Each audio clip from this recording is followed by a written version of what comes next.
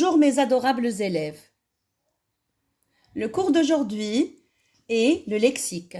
Il s'agit des noms composés.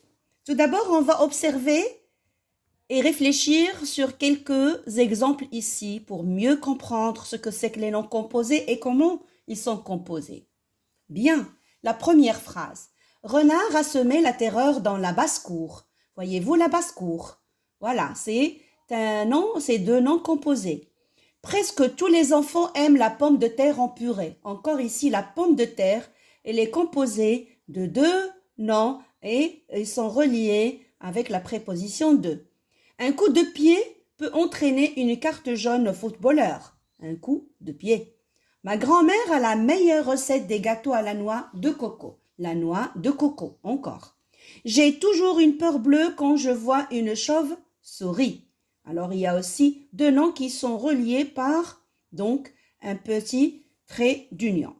Je passe encore pour mieux retenir la leçon. Je vais détailler. Bien. Ah, les noms composés. Qu'est-ce que c'est que les noms composés? Eh bien, ils sont formés de deux ou trois mots reliés ou non par un trait d'union. Exemple, une pomme de terre, un laisser-aller, un passe-temps. Soit qu'on trouve un petit trait d'union, soit qu'on trouve une préposition qui peut les relier. Qu'est-ce qu'on peut relier comme nom et comment on peut les relier? On va voir ici sur le B. Donc, il y a beaucoup de formes, beaucoup de compositions pour avoir un nom composé. On peut composer un nom par un verbe et un nom. C'est-à-dire, on peut composer un nom composé à partir d'un verbe et d'un nom. Par exemple, un casse-tête. Regardez ici, il y a un verbe. Casse, il vient du verbe casser. Et on rajoute tête plus un nom. Tête, c'est un nom. Voilà. Et on peut aussi former un nom composé à partir d'un nom plus un nom. Donc, regardez un nom comme un poisson-chat. Poisson, c'est un nom, plus un autre nom qui est chat. On peut trouver aussi une autre forme de nom composé comme un nom plus un complément de nom. Comme par exemple une pomme de terre. On a un nom et on a complété par terre. Comme on avait vu dans une leçon, les compléments de nom. Et on a vu aussi les compléments de verbe. Bien, regardez encore, on peut composer un nom à partir d'un adjectif plus un nom. Adjectif comme bleu, nom comme ciel, bleu ciel. On peut aussi composer un nom par un nom et un adjectif. Donc le nom comme un cerf, l'adjectif volant, un cerf volant. D'un verbe plus un verbe. On peut avoir un nom composé formé de deux verbes, comme un laisser-passer. Laisser, c'est le verbe laisser et le verbe passer.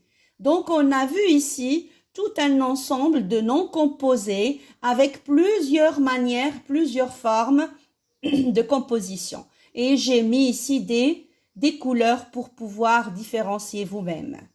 On passe maintenant à l'entraînement. Bien, on va s'entraîner ensemble, je pense en live. Je vais échanger avec vous pour compléter cet entraînement. Qu'est-ce que je vous ai suggéré ici comme entraînement? Recopie ces noms en complétant avec la préposition qui convient. On a un chef et on a œuvre. Quand on fait, par exemple, on réalise déjà soit une pièce de théâtre, soit un portrait, un tableau, et que ce tableau ou bien cette pièce de théâtre est bien réussie. On peut dire c'est un chef-d'œuvre. Un chef-d'œuvre. On ne prononce pas le F. Qu'est-ce qu'on a rassemblé ici? On a rassemblé un nom qui est un chef et œuvre qui est un verbe. C'est le verbe œuvrer, un chef-d'œuvre. Et on les a reliés avec la préposition de. On va aller à l'exemple suivant. Un fer repassé. Tout le monde connaît ce mot.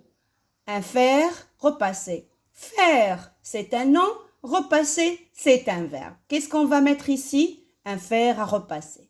Eh bien, on continuera ensemble tout l'entraînement tout à l'heure en live. Et puis là, on fera aussi un exercice d'application. Et je vous dis à bientôt. Soyez nombreux au rendez-vous et au revoir.